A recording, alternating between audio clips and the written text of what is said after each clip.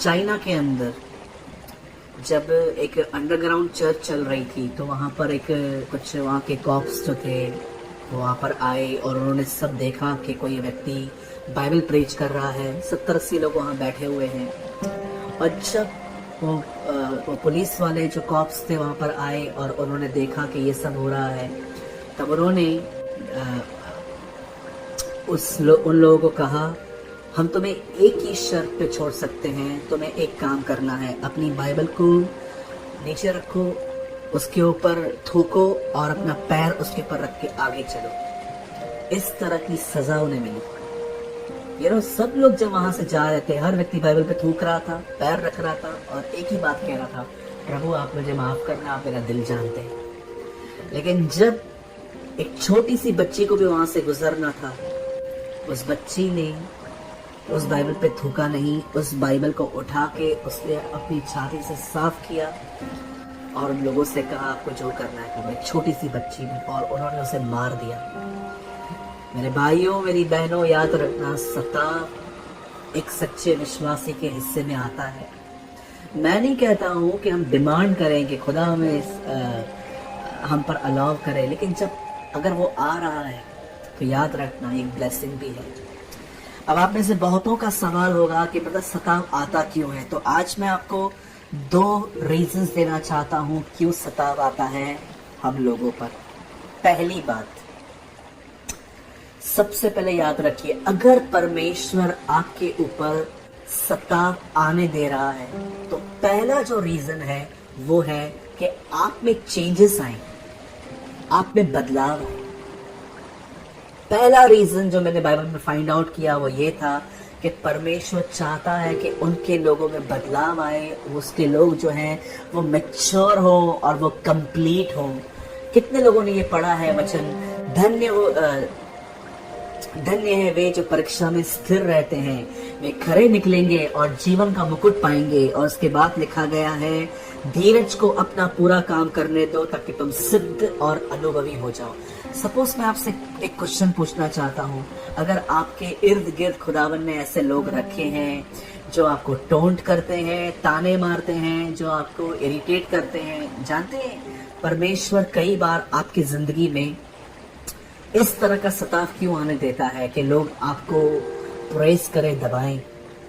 मुझे एक बात बताइए, अगर मुझ में घमंड है, अगर मुझ में प्राइड है और मैं प्रभु से प्रार्थना करता हूँ कि प्रभु मैं प्रार्थना करता हूँ यीशु के नाम से, मेरे अंदर से बहुत घमंड है प्रभु, मैं किसी की सुन नहीं सकता, जब मुझे कोई एक कहता है तो मैं उसको 3 बातें सुना देता हूँ, या कई बार जो मैं काम करता हूँ मैं किसी से एडवाइस नहीं लेता, मैं अपनी मर्जी से करता हूँ, फिर फेल होता हूँ, फिर सब पे ब्लेम्स करता रहता हूँ। या प्रभु मैं चाहता हूँ मैं लोगों को माफ करूँ लेकिन मैं माफ कर नहीं पाता, मैं उनकी बातों को भूल नहीं पाता। मुझे एक बात बताइए, क्या आपने अपने प्राइड को पहचाना है?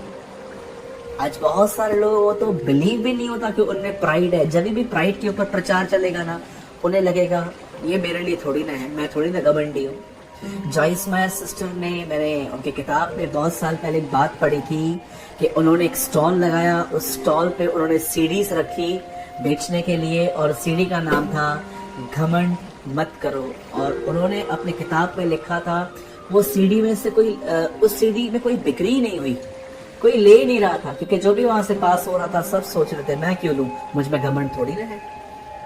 मैं आप में से हर एक को मैं कहना चाहता हूँ, मैं आपके सामने कबूल करता हूँ मुझ में घमंड है, और आप माने या ना माने, मुझे पकड़ के जितने भी लोग आप मुझे देख रहे हैं, हम सब में घमंड है, रेशोस हैं, किसमें बहुत ज्यादा है, किसमें कम है, लेकिन हम सब में कहाँ ना कहाँ घमंड है।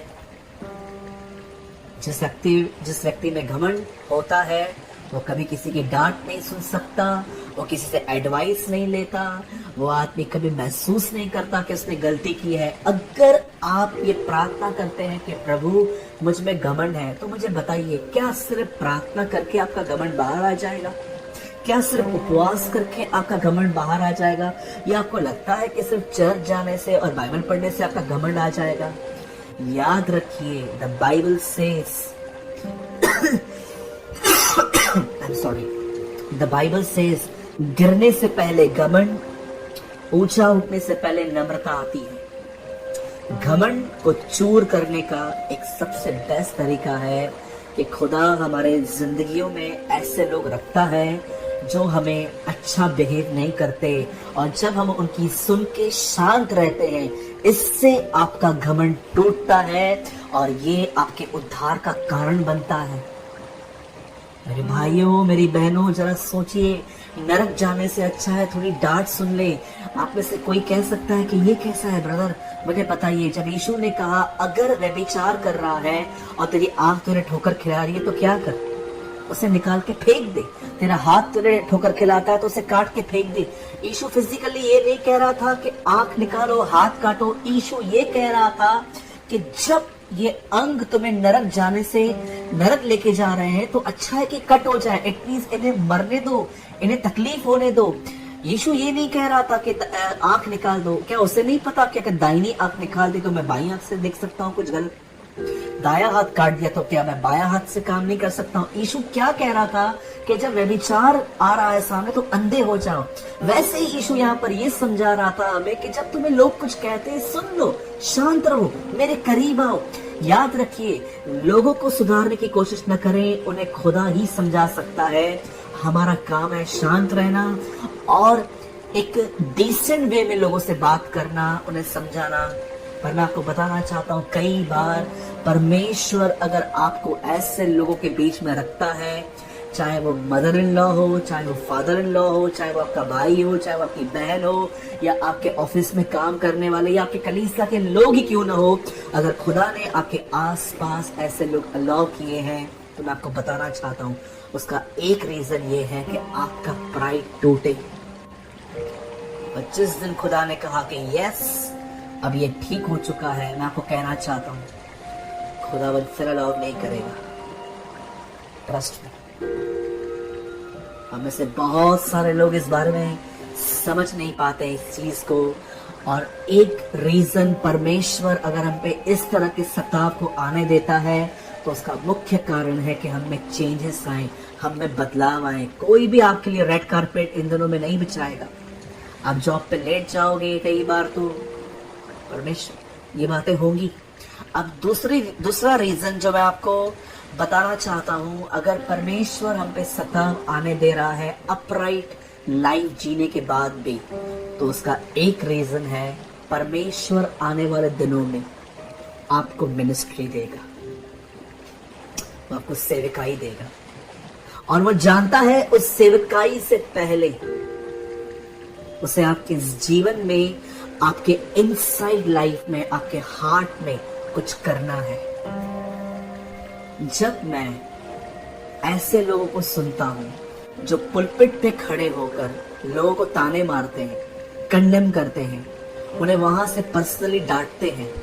मैं एक चर्च में था और वहां पर जो पास्टर साहब थे, मैं देख रहा था वो बहुत गुस्से में, और उनके जब परमेश्वर किसको गुस्सा दिलाता है ना, कि परमेश्वर अगर किसी के अंदर से गुस्सा करता है, तो मैं आपको बताना चाहता हूँ उस गुस्से में भी आपके अंदर आंखों में पानी आ जाएगा कि खुदा मुझसे क्या प्यार करता है। लेकिन कई बार जब आप देखेंगे तो लोग अपनी फ्रस्ट्रेशन पुलपिट से निकालते हैं। ये एक साइन है कि ये वो लोग हैं जिनके इनसाइड काम नहीं हुआ है, और जो पर्सनली बात करने की हिम्मत नहीं रखते हैं, इसीलिए वो पुलपिट से लोगों को ताने मारते हैं। परमेश्वर नहीं चाहता कि आप इस तरह की सेवकाइयां करें, जो पुलपिट से इस तरह लोगों को ताने मारना, कंडेम करना, नीचा दिखाना, उन्हें ऐसा प्रेजेंट करना कि मुझे तेरी बातें पता है। आप सोचिए, अगर आप एक पासवान हैं और अगर आप ये कर रहे हैं, एक व्यक्ति को समझाने के लिए आप 200 लोगों की मीटिंग खराब करते हैं, और आपको इन बातों का लेखा देना पड़ेगा। बाइबल कहती है तेरा भाई अगर पछताए, तेरा भाई अगर गलती करे तो उसे समझा। वहां ये नहीं लिखा है कि पुलपिट से वहां पर बातें कर। मेरे भाइयों, मेरी बहनों, परमेश्वर अगर हम पे सताव अलाउ करता है तो उसका पहला रीजन है हम में चेंजेस आए, हमारे अंदर से घमंड निकले और एक हम हम्बल व्यक्ति बने। परमेश्वर मूसा के द्वारा इज़राइल से कहता है कि हे बनी इज़राइल, मैं तुझे जंगल से इसलिए लेकर आया ताकि तू 2 बातें समझे कि मनुष्य केवल रोटी ही से नहीं परंतु परमेश्वर के वचन से जिएगा, और तू नम्र बने।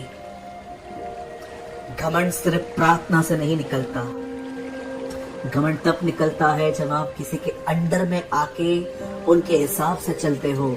इस तरह से प्राइड निकलता है।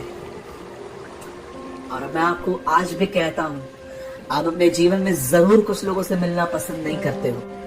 आप में से कुछ लोग जरूर होंगे कि जब वो आता है या वो आती है तो आप वहां से निकल जाते हो। क्या रीजन है?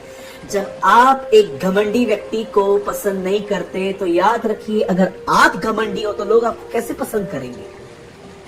मुझे बताइए। आप दूसरों की बातों को काट के अपनी बात करते हो। आप सिर्फ बात करते हो, मुझे ऑनर नहीं मिला, मुझे प्यार नहीं मिला, मुझे ये नहीं मिला, मुझे वो नहीं मिला।